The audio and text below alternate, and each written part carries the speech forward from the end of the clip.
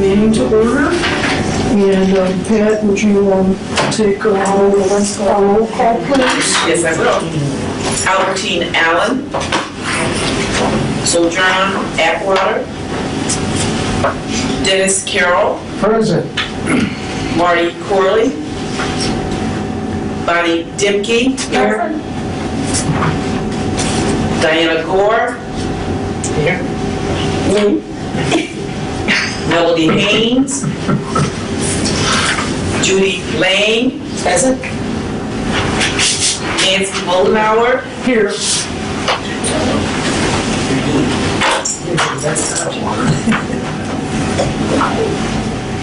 Erin O'Reilly, Mary Ellen Quinn, Tyra Robinson Walker, Sojourner Atwater, present. And you have 6 and you're short 1 of a quorum.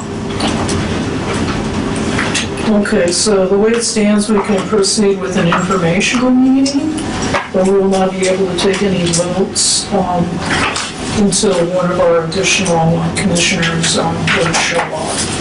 So thank you very much for being here today. We'll skip over approval of the minutes, and if I don't come back to that, and we have our additional commissioner, would somebody please remind me of that? Okay, thank you very much. This is Disabilities Awareness Month, and I would like to ask Bonnie Demke to please introduce our guest who's joined us for today, please. Okay, this is Stacy Attar, and she is the Director of Special Education for the Michigan City Area School System. And I asked her to speak, to give us a little education on some of the lesser known, at least they were to me, things that the special ed department does for students. Thank you. Good evening, afternoon, evening, everyone. Thanks for having me. I appreciate it. The opportunity to talk a little bit about special education in Michigan City Area Schools and how we service our students. So in the public school system, we are required to service students anywhere from 3 years old till their age of 21. Some people are aware of that, and some aren't so much, but federal law requires that. And so for us, we have students that are from pre-K, 3 or 4 years old, and then if they have an IEP through services, they can stay with us through the age of 21.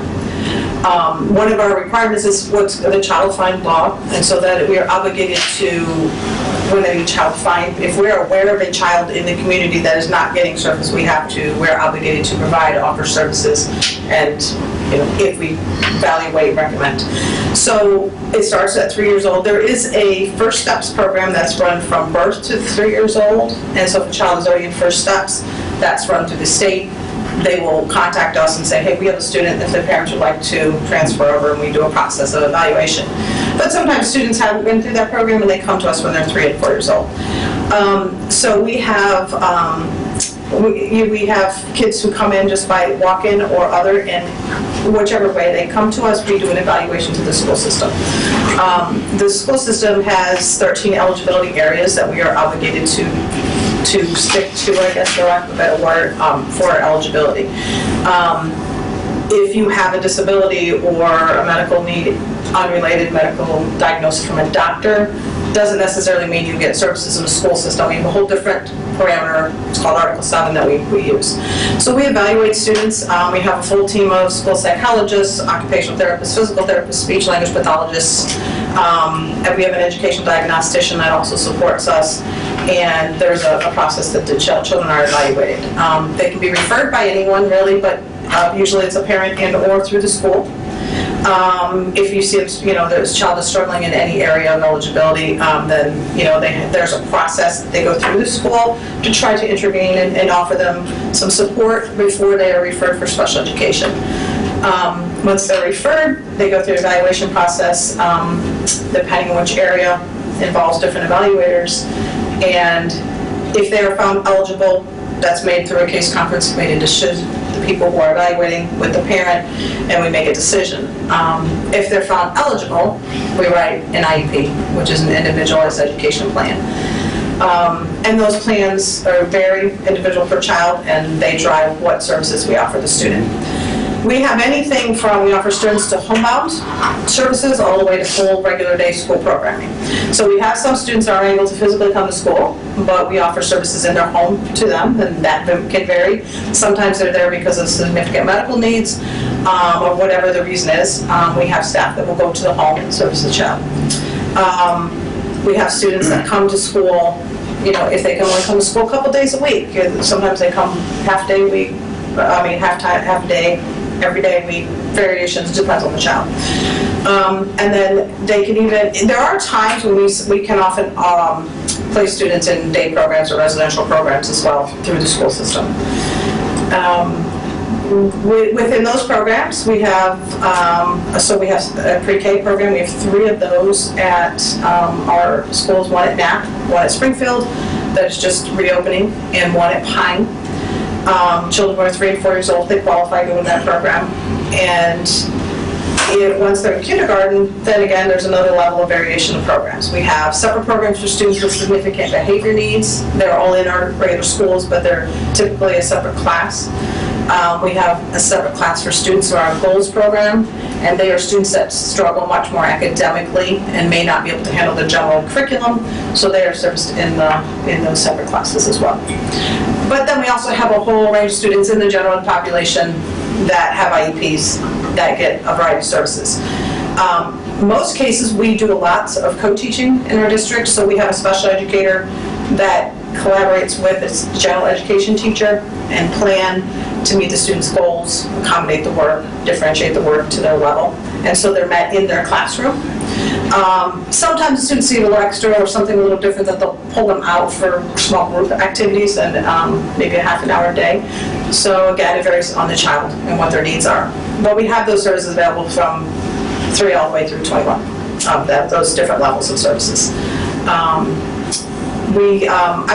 Honestly, we are, Buddy and I are talking a little bit about struggling with staffing. I don't know who isn't right now, but, public schools are really struggling with teachers in general.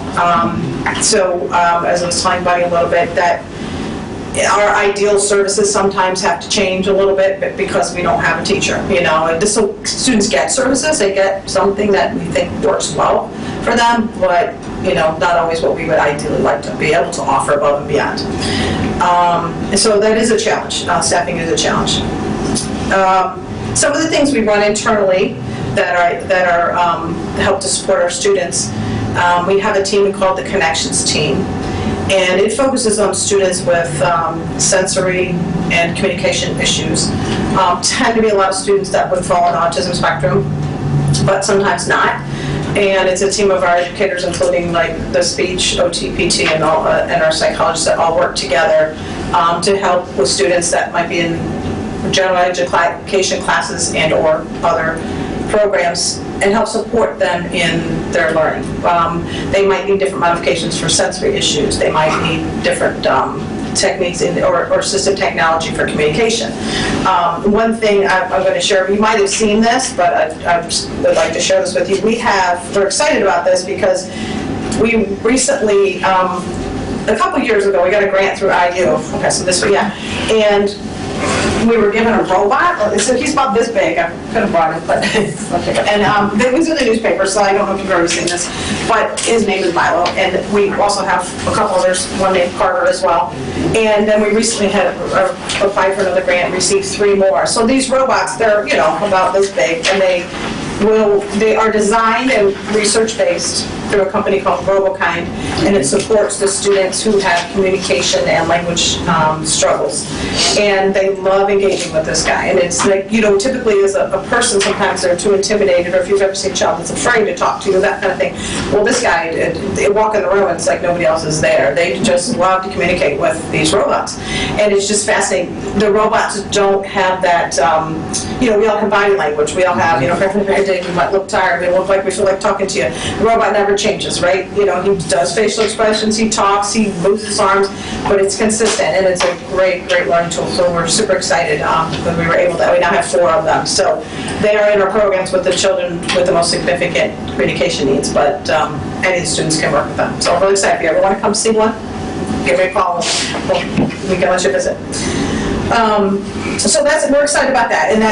We have an assistive tech team, again, who's a similar group of those people that I've already described, that do the connections team, and some teacher educators on there as well. And they work with things like these devices, all kinds of communication devices, anywhere from iPads that have apps on them to help students communicate or talk or identify things.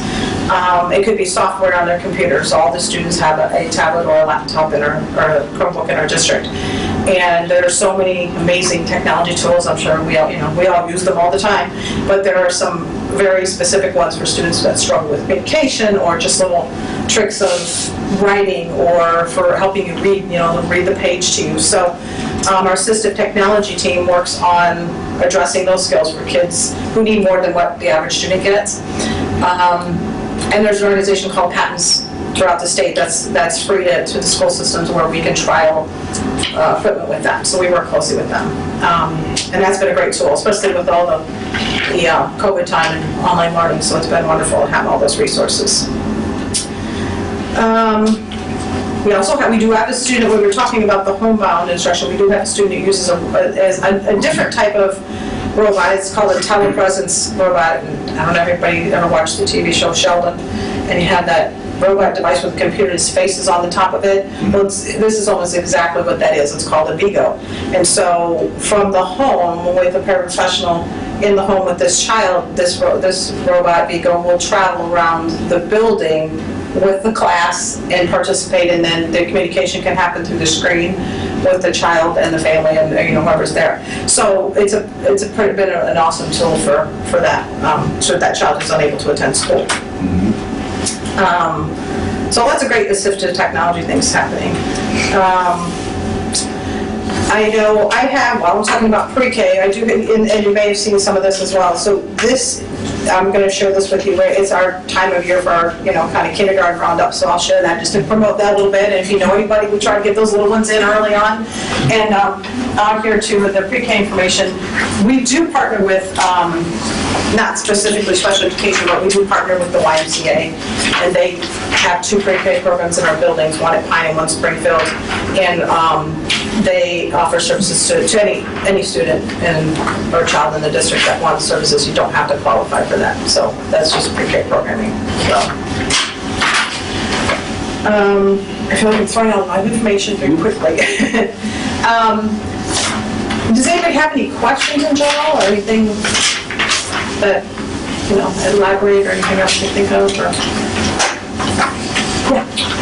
I wonder if you would address inclusion in the classroom. Sure. I know when I taught at the Michigan City area schools, there really was an effort to accommodate the special education students within the classroom, as much as possible. Yeah.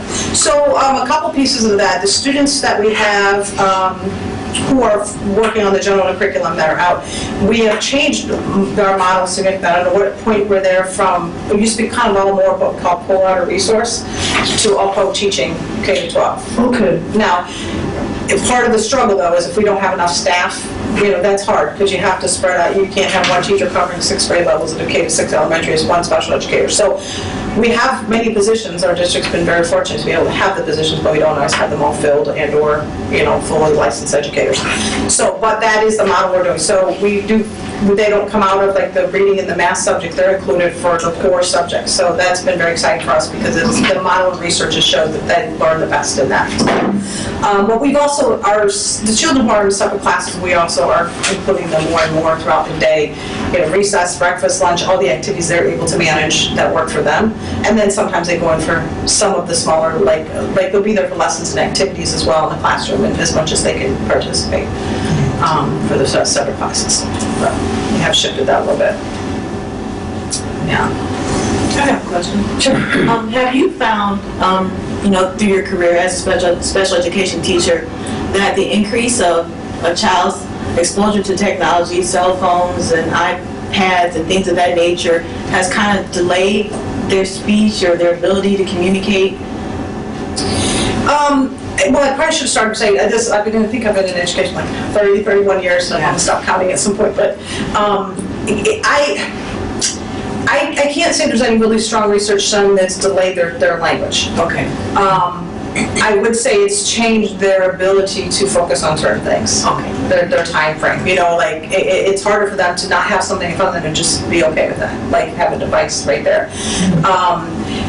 The other side to that is that the technology has been able to help them communicate more than they might have, because back in the day, for some of us who've been in a school, a kid who might not be able to speak, you would give them a picture book before we had more fancy computer equipment, or a sheet or a page of something with different pictures, and if they wanted to say yes or no, something would point to it. So now they have a little, you know, something we can even use a phone, we'll usually use a smaller iPad, and they take that around and they can touch whole sentences really quickly or talk things out or whatever. So in that way, that technology is used, they communicate more efficiently, right? I mean, I know what you're saying about the delay of language, but I can't say that has stood out significantly. But their ability to focus.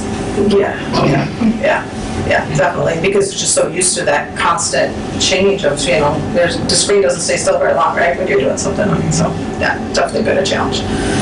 So, yeah.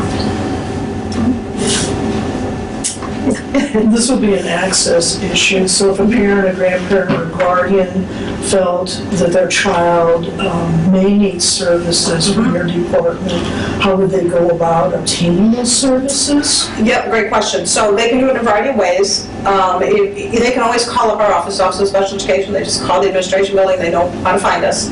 We do have the number and everything on our website as well, but they can also go through their building, like if they're more familiar with a teacher they talk to regularly, they can let them know their concerns, and they are obligated, everybody knows that they have to share, you know, those concerns up to our office if they're not able to address them.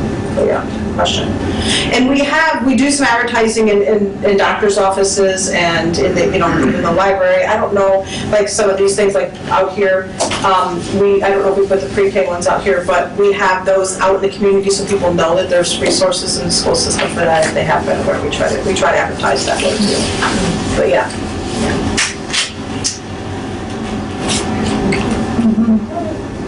Does anybody else have any questions for our guest? I just want to thank you very much from the bottom of my heart for everything that you and your teachers and your aides do for the students in our school system. But it's not easy. It's not an easy gig by any means. Yes. What I've known about people who go into special ed is they have really big hearts of gold. So just let them know that our Michigan City Human Rights Commission does appreciate what everybody's doing. I absolutely will. And I know, like, when you guys come in March, just it's a token of appreciation, and it means a lot to them. But yeah, they do work very hard, and I don't know if a lot of people are familiar with, not only are they working with those students all day long, but there's a huge amount of paperwork that they manage with those IEPs, and there's deadlines, and there's legalities and laws, and so they just have to be on top of it all the time. So it's a whole other piece to their teaching that really isn't evident in a lot of ways otherwise. So they work hard for sure. So thank you. Yes, thank you. Appreciate you having us and thinking about us. So thank you so much. Nancy? Yeah, I do have a question for Stacy, and this doesn't have to do with Human Rights Commission, but I'm the liaison, I am a liaison to the Park Department. Yeah. And we're working on a new playground for Feder's Alley, and I'm just wondering, has Shannon Easton, she said that she has talked to the school system special needs, department. Did she talk to you directly? She did. We met in the fall. I can't remember actually when, and we talked, and it was a great conversation. I really much appreciate it. I think we were able to benefit you both ways, and we used some resources that we have and did some surveys in the building, and she was able to share a lot of her information. And so actually exciting enough from that as well, all the work she's done with the inclusion in the parks, we were with the recent funding through through COVID funding, we're going to be able to use in our district some of that to improve. We've been wanting to, but we haven't had the funds to improve our playgrounds, because even though we have a lot of equipment that's ADA compliant or accessible, the ground surfaces, for example, mulch. It's hard sometimes to walk on that, let alone roll a wheelchair or something. So she was great. We've been sharing some resources in that, being able to do that. So. Yeah, because she had said when we had our last meeting that she had spoken to the school system, trying to get ideas. Because what the overall plan is here is in Fetters Alley. I've been working with the park department. I've been trying to get this project done for like 2.5 years now, is they have what's called a destination playground, to where that playground that's there now, you know, is just 50 years old. I mean, it shouldn't even be there in my estimation, but that's going to be taken apart, and we've traveled to different parks in Northwest Indiana already, and the overall project is going to be like a $2 million playground for children with special needs, disabilities, you know, the sensory type devices that children in wheelchairs, and yeah. I mean, that's amazing, that's fabulous, Yeah, I mean, You guys are considering that, it's well beyond its time that it hasn't been in Michigan City already. So it's time to move forward and get that.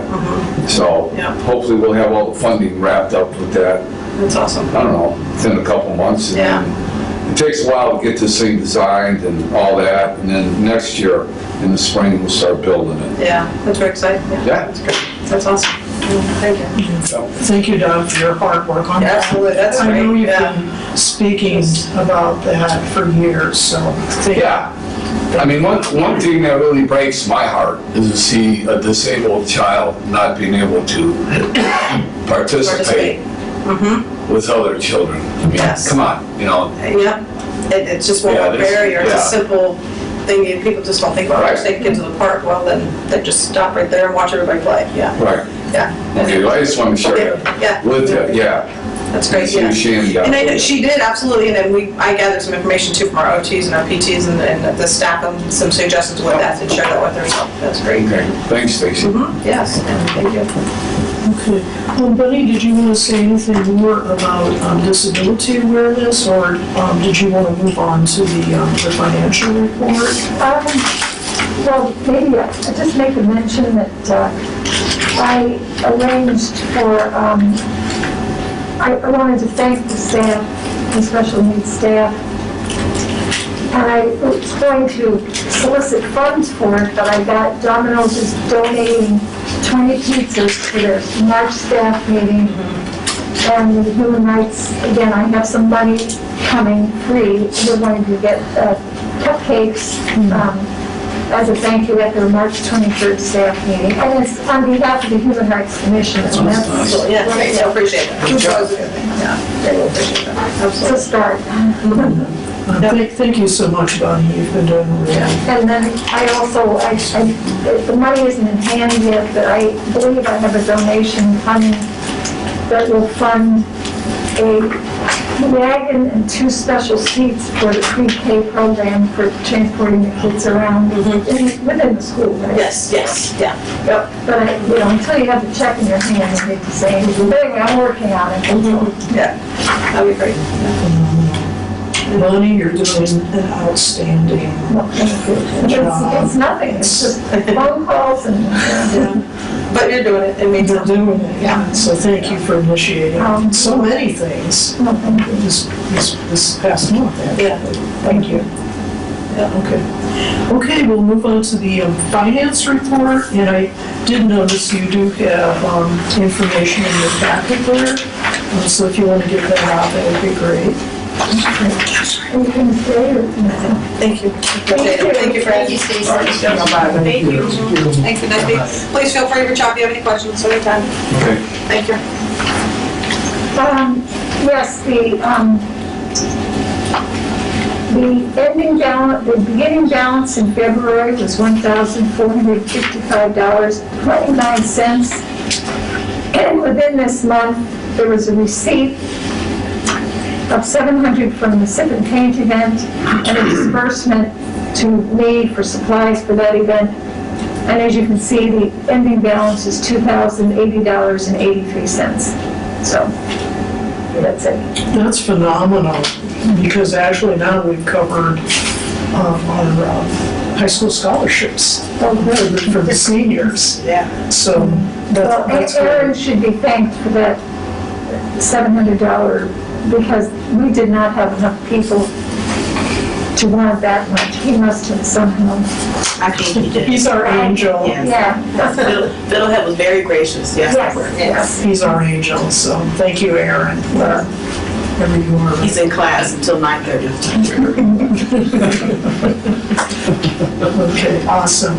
Executive Director's Report, please, Tanisha? I really don't have much, but I'll start with the March is Disability Awareness Month, to kind of piggyback on our guest speaker and all the work that Bunny has done. And so what we have is we received this afternoon, is a proclamation, City of Michigan City. And Mayor Perry has signed this, and Gail Nyla has also signed this as our city clerk. So we just wanted to bring to everyone's attention that March is Disability Awareness Month. And generally, there are activities, and then there will be information. Once we get things really flowing, there'll be programs, and then there'll be additional information. But there will be some things on our website, our Facebook page, this month regarding the people with disabilities, just regarding disabilities in general, some services that Michigan City has, such as the Department of Special Education, which is really a very good program, and some other things that we have going on in the community. So I just wanted everyone to see that we do have an actual proclamation, and it's officially Disability Awareness Month in Michigan City. I also have 3 cases. I have a case that's completed, and I have them for 3 commissioners. So if Mrs. Gore and Mrs. Allen isn't here, and Mrs. Moldenhauer will see me after the meeting, I'm like I'm a teacher. If you see me after class, then I will get you started on your very first case. I just ask that I tried to make it as easy as possible for you. I put in instructions, and hopefully I know that we are encouraged to meet to discuss it, so I can arrange for a Zoom meeting as soon as everyone's ready to go ahead and get together and talk about it. I gave you, I know that some people are really busy, so the cases aren't due until March 21st. So that'll give you, so whether you want to meet sooner or later, just let me know, and I'll try to get together a Zoom meeting. Hopefully the goal is that you review all the information before the meeting, and then then you'll have to get together, and then we'll have to do an official notice of meeting, and then we can discuss everything, and then you just get the information back to me. But it isn't very big, so it's not going to take too much time. Yes, Nancy? A point of clarification, are there 3 cases there? No, there's 1 case. Okay. 1 case for each commissioner. So there will be 3 people on the probable cause committee. Okay, so I'm going to ask to be recused or excused this time, and that's because of the Celebrating Naomi Anderson Unveiling and everything that's happening on March 19th. Okay. So being co-chair of that, we just have a lot of things that need to be done before that particular celebration for the community, and I gladly will sign up for the next one, okay? We got that on records on TV. Yeah, for me, it's just a real time crunch right now. Okay. All right. Well, I do have, so what I'll just do, I'll just find a replacement for you. Thank you very much, I appreciate that. Okay. Okay, is there anything else you wanted to report on? No, that's all I have for right now. Okay, nothing about cases or anything, you're fine with that? But this is the first, No, yeah. the numbers of people you served this past month? Oh, this is mine, never mind. You do have a case disposition inside of your packet, and it does break down the number of cases that we still currently have, which is, let me see, which is still 4, and we will have a case that is currently going to probable cause. And then as far as the office activity report goes, we had 50 contacts this month. 3 referrals to legal services and 2 referrals to other agencies, and I believe the other agency was the Michigan Civil Rights Commission and the Better Business Bureau. Every so often we'll get a phone call from somebody in Michigan, telling me what they have going on, and then I ask them where they're at, and then they tell me, Daraji Act or something like that, and I'll have to refer them to Michigan. Well, I thought I was talking to Michigan. I said, no, you're talking to Michigan City. There's a difference. So it just happens maybe once every 2 or 3 months, but that was all the office contacts. Yeah, and I think it's important to share with our community how many people we do serve on a monthly basis. So you've had 50 people this past month in February. So, okay, thank you very much. And it was a short month, so. It would have been more if we'd had those 3 additional days, I'm sure. Okay, thank you, Tanisha. You're welcome. Staff attorney report, Larry? Yeah, just a reminder on the probable cause case, I know I've talked about it before, but just for the procedure, we will send out the open door notices for that hearing, so whether you guys do it by Zoom or in person, the open door notices will go out, but it's not open to the public. So we'll fill out those forms and we'll fill out the check marks for the exception that has been previously approved by the corporate council. And then once you have decided on your majority vote for the 3 members, you will come back at the next meeting and you will give a report to the full commission, and then the full commission will vote to uphold your decision or not. So that's just the procedure that's followed, and I again ask for a little bit of detail in the decision. So not just one line, no probable cause, yes probable cause, but a little bit of background as to why, a little bit of facts as to why you voted the way you did. We talked about this before, but if anybody has any questions, just let me know now or let me know later. I did just want to briefly talk about the workshop that Angie Nelson Deitch had on February 23rd. I thought it was another good one, and it was about Robert's Rules of Order. I've learned something on both of these little meetings. The couple of points that I picked up here that I wrote down, that we don't need an official vote for approving of the minutes. And it makes sense that if you ask for corrections, additions, subtractions, and you ask for corrections and nobody has any, then those are the minutes. So you don't need a formal motion. It's no big deal if we want to have a vote and a motion and a vote, that's fine. But particularly when we have to do things over Zoom, hopefully we won't have to go back. But if we do, we have to have a roll call vote. It just takes a while. So I like that point. I like the point of having the chair reiterate the motion so that it's clear and concise to everybody. I usually haven't been doing that, but I think that's a good point. The other point that she made, and I don't particularly know why this is the case, but she didn't like that I make a motion for whatever. She preferred I move as opposed to I make a motion.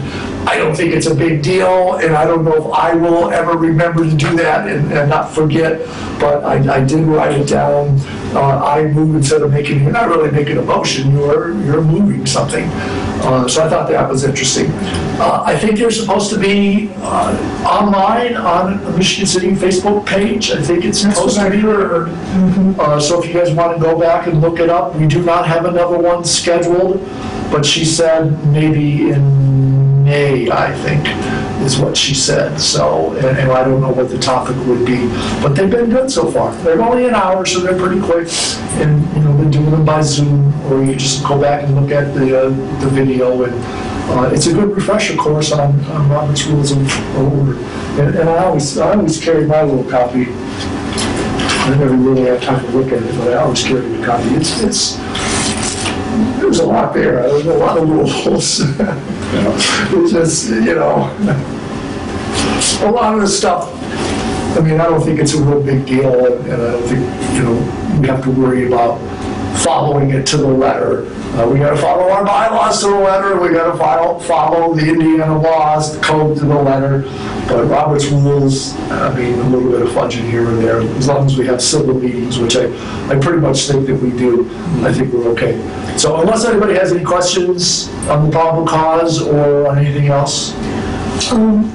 Larry, are we still using that form that was developed a couple years ago for the probable cause cases? Yeah, and I think Angie even showed that in one of her, either the last one or this one. I think it's the same form, so you should have the form. I know once we adopted that, it made it a lot easier to report out of the... You just check the boxes and you put... and then there's the spaces to fill in automatically. So probable cause hearing, legal proceeding, I think would be probably the way to go on that. Yeah. So if we can locate that on Tatanisha. Yeah, I'm sure you find it. If you don't have it, I know I have it. I didn't bring my big briefcase because It made it a lot You easier. come out the form that basically says this is why this particular group met and this is the reason for this is why this is under the law. This is why we don't have to have an open meeting. Oh, yeah, that we've been. No, I'm talking about each individual case. We developed. For the commissioners, Yeah, we developed a summary for the group to fill out. yeah, I remember coming up with something.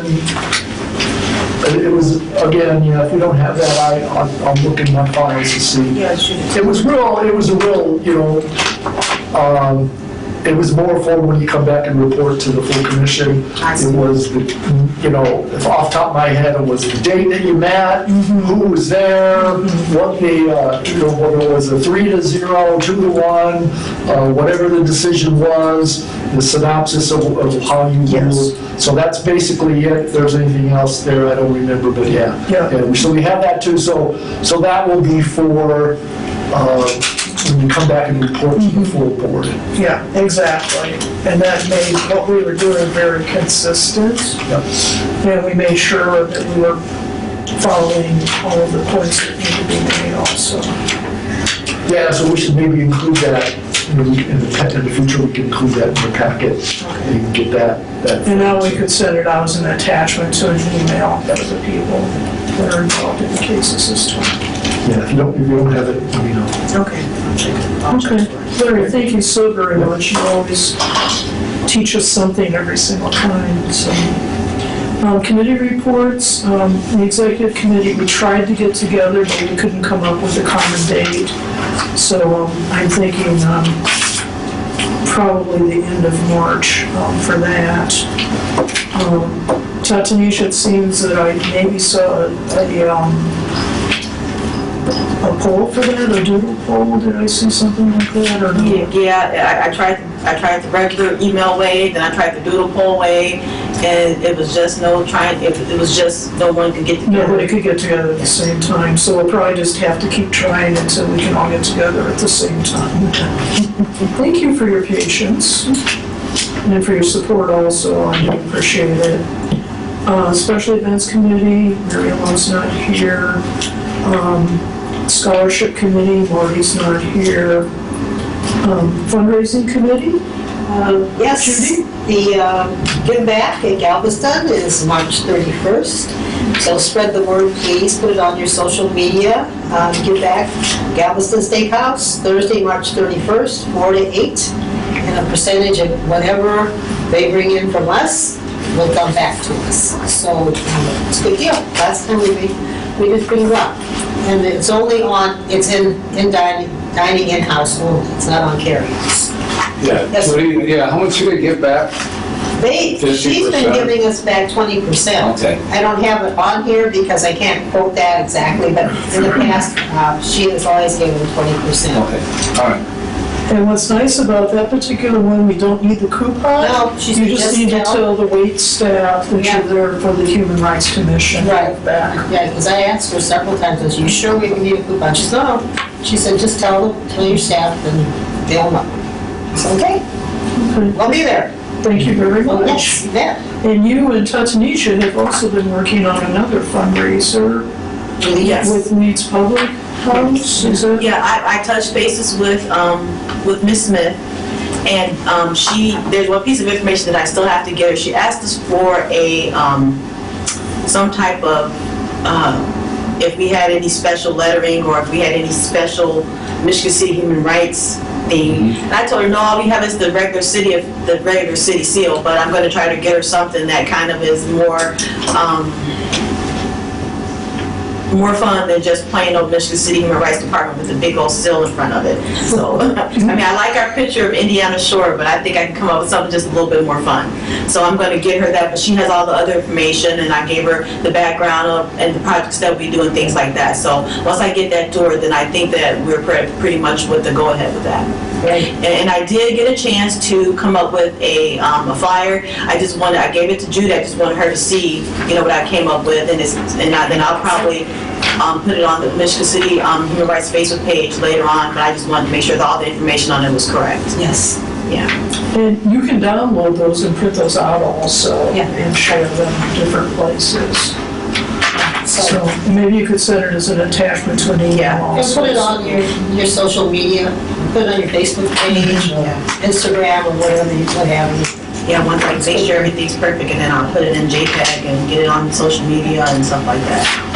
Sounds great. Thank you so very much, Judy. Thank you. And Tatanisha, thank you for your support also. Pastor Carroll, do you have a report from Sam?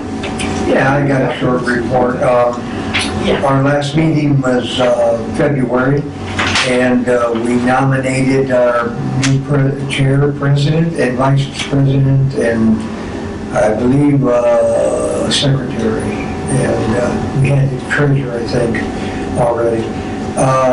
It went well. It took almost a whole time for the meeting just to nominate some individuals, but they accepted, and I think they're going to do a good job. And I see the social status moving ahead in a positive way. And so I was pleased with the meeting compared to some of the meetings that we did have, but we're on the right track. So I'm happy for that. I'm glad to hear that positive report, Pastor. Yes, positive report, absolutely. Who is the new chair? Huh? Who is the new chair? Oh, why did you have to ask me? I knew better. Mr. Hogan? His name is Carrie Hogan. His name is Carrie Hogan. Thank you. Yes. I got it right. And that's my report. So I'd like to add something. Since we're talking about the social status, a couple of weeks ago, the social status lost one of his long-term members, Mr. Lester Norvell, recently passed away. He had been a member of the social status for almost the entire time the social status has been created. He was also, I think, vice chairperson of the Michigan City Human Housing Authority Board. He was a former Michigan City police officer. He worked at the Porter County Pact, and he also worked at the Porter County Work Release. So he was a very active member of the community. He was born in Chicago, but he was raised here, and all of his roots were here. So I just wanted to acknowledge that Mr. Norvell did pass away, and he will be extremely missed. So sorry, good man. Yes, sir, he was. Yes. Governance Committee, we don't have anything. Martin Luther King Committee, Tara's not here. LGBTQ community, Aaron has resigned. And renter tenant rights, We don't have a report for that. no report for that either. Okay, thank you very much. Do we have any old business to discuss? Nancy? Yeah, just one more comment, since we're going to be down, Commissioner. Again, just a reminder that puts us at 11, and until we get that spot filled, we have the same quorum number, it's set in the ordinance, so it's 7. So I appreciate all of you being here, but, it's important that if we want to have quorums, that we got to have 7. Do you have to accept the resignation, or is it just? You want us to force them to stay on? No. I'm just some organizations the board has to. Yeah. We've never done that, so. Well, I don't know if that would apply to today's day and age. You don't know, you have to stay on, you have to volunteer. It'd be nice if we could do that, because Aaron's very valuable commissioner, and it's very sad to see him go, but I'm happy that he's going in such a worthy field as nursing and... No, sometimes what happens is there's maybe a communication issue or something going on. I understand. It gives the board an opportunity to go back to that person and try to keep them. That's the reason. He's not going to be here regardless, apparently, so it doesn't matter whether he resigns or not, so we still have to get... Well, I don't mean for him, I mean as a procedure. Okay.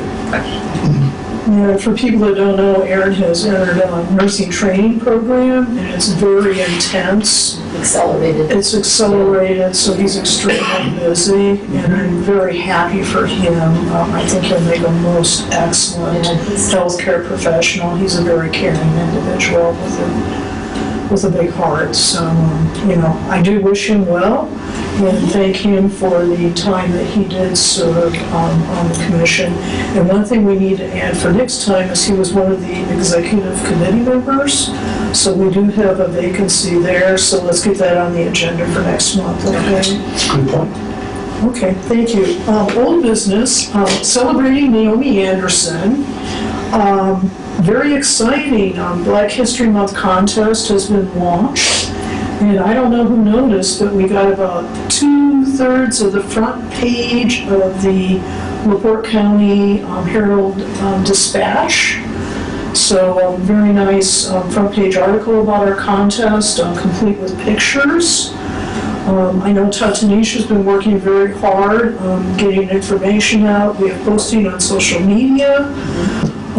I went ahead and sent the email to everybody with all of the resources and the stories and everything that a person would need to be able to take part in the contest. So thank you for getting that out to organizations, individuals, churches, whomever you think would be interested. I do know that I've heard already from the Renaissance Academy, and they have at least one classroom that will be participating with us. And I know, Donna, I asked you if you would look into possibly giving it out to some of the parochial schools in Michigan City, and I did resend the email to you. Pardon? I did resend the email to you after you asked me to, so. Yeah, I wasn't able to go visit the schools yet. I sent an Busy with email. something else. I sent emails to Queen of All Saints, Okay. Saint Stan's, Are they? Notre Dame. And what I try to do, I try to make connections with all of the staff members so that I have their direct emails. Oh, you do have, Yeah, okay. so Marquette. Yeah, that's Okay. that. Okay, great. Good. You're off the hook this time. Thank you for your willingness. I Thank you, appreciate Kathleen. it. You're welcome. So get me off the hook. Okay, so the deadline for submissions is March 14th, Yeah. so we still have a couple weeks here yet. And I'm most concerned about the high school students. So if any of us know anybody in the high school, to encourage them to participate, but also to invite their friends. All it takes is just a handful of high school students to start doing something, and then it pretty much takes off like wildfire on its own. So I'll have to say I'll be contacting the 3 commissioners we have on the Michigan City Sustainability Commission right now to see if I'll be able to enroll them in something that's related to human rights. But think TikTok, think a 2-minute or less video presentation, and in a nutshell, the theme is, if Naomi Anderson were living today, what would she be doing? Okay, here in Michigan City, here in Indiana, here in the country, taking into account what she accomplished back in the mid-1800s, her passions, her belief system, her values. What would a high schooler envision her doing now? So that's what we're looking for. So, have we gotten any submissions yet? No, we haven't. Okay, usually people wait till the last minute, Yes, they do. unfortunately, Yeah. but, so that's the way it goes. So anything you can do to help motivate some high schoolers, that would be really great. Okay, we have our unveiling ceremony and the acknowledgement reception. All of those are happening on Saturday, March 19th. You want to be at Charles R. Westcott Park at 2 p.m. in the afternoon. We'll be having our formal ceremony outside, and people are saying, how are you going to unveil a sculpture? We can see the whole thing right now. Right. So there is going to be a stand with a plaque, which is dedicated to Naomi Bauman Talbot Anderson, to our sculptor Bernard Williams, also with a timeline of the most significant events in her life that we were able to identify. So that stand will be installed, the plaque will be there, and that will be covered with something. So it's going to be more a symbolic unveiling than an actual unveiling of the sculpture, because it is so humongous. There's no way we would have been able to cover that up and kept it a secret for over a month. I don't know if people realize the magnitude of the size. It's actually 50 feet long by 30 feet deep and 20 feet tall. And there's the 8 individual poles that have the images, the words, the dates, and it was made to be interactive. So we really invite people to walk into the sculpture, take a look at the posts that are there, and we're really hoping that people will begin to have conversations about what they see Bernard created for our community.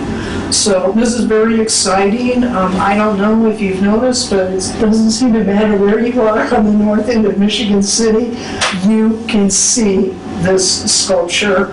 And when the green leaves come out on the trees and the grass comes back, it's going to pop.